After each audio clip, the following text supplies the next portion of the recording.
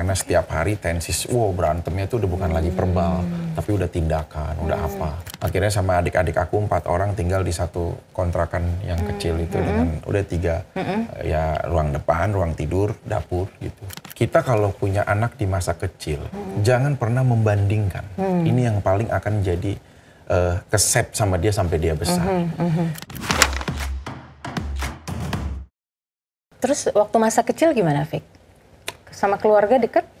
Ya gue hidupnya keras. Oke. Gue hidup di lingkungan yang memang ya mungkin orang banyak nggak tahu ya. Di Cikarang itu lucu kalau ngedenger cerita. Gue adalah orang yang ngegugat almarhum, sekarang udah almarhum, papa aku sendiri untuk berpisah sama ibu. Oh ya? Ya karena setiap hari tensis, berantemnya tuh udah bukan lagi verbal, tapi udah tindakan, udah apa.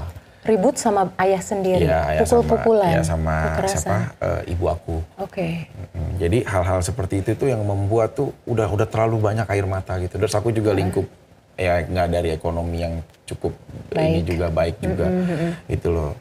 Aku dagang kayak kantong kayak gitu ke pasar. Oh ya? Itu gitu. di mana? Di Pasar Cikarang. Oke. Usia berapa? Usia 8 tahun, aku SD kelas 3 kalau. Jadi dari usia 8 tahun udah kerja begitu? Iya, dagang kantong gara-gara teman-teman aku semua pada kenapa ini pada pagi ini dia pada ke pasar. Jadi subuh nunggu, ntar udah mau terang, jadi dia udah belanja dari sekarang. Misalkan dia punya uang 1.000, terus kok uang kamu bisa jadi 3.000? Iya, karena kita pada dagang kantong. Ya akhirnya aku ngumpulin duit, terus udah ada aku beli kantong di orangnya. Nanti itu kayak orang belanja, Bu, kantong Bu. Ya, sambil manggul. Iya. Gitu ya Bu, manggul. Kan sekarang ada di Majestic kan suka begitu tuh, ada jualan aku di Pasar plastik. Cikarang kayak begitu. Ibu masih ada, maaf? Sekarang masih ada. Masih ada. Hubungannya baik? Baik, sangat baik. Tinggal sama aku kadang-kadang. Oke, nah terus kalau misalnya sama ayah dulu, kalau kita ngobrolin sedikit masa lalu, jadi hubungannya memang cukup tough ya? Ya nggak inilah aku akhirnya sama adik-adik aku 4 orang tinggal di satu kontrakan yang kecil itu dengan udah 3, ya ruang depan, ruang tidur, dapur gitu. Jadi hidup di situ. Mama aku itu jualan baju. Kalau dia belanja ke Mangga 2 nanti dia ke Cikarang itu dikasih ke rumah-rumah gitu loh.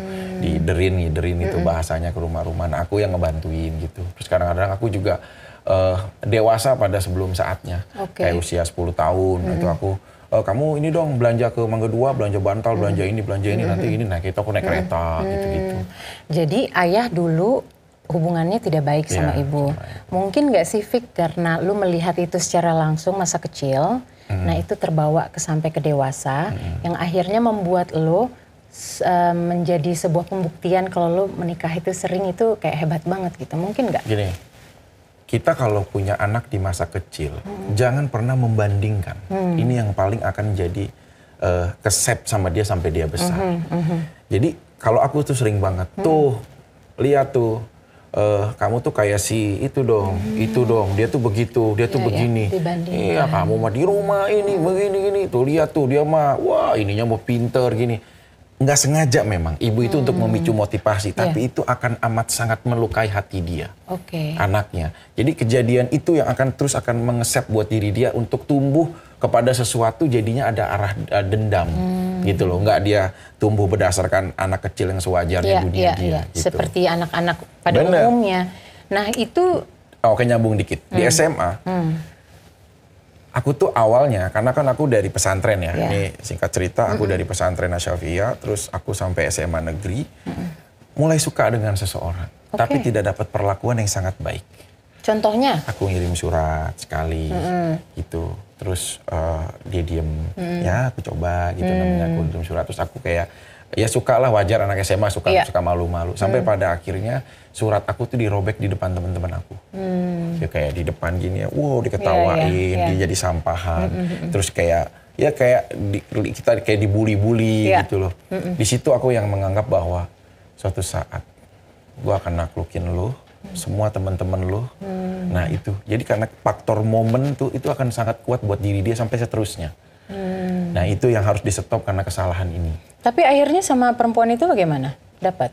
Apa? Kamu tetap ngejar ke dia gitu. Oke. Di kelas 1 aku suka sama dia. Kelas 3 aku akhirnya bisa sama dia. Dan sukanya akhirnya bukan karena udah tulus lagi. Tapi karena dendam.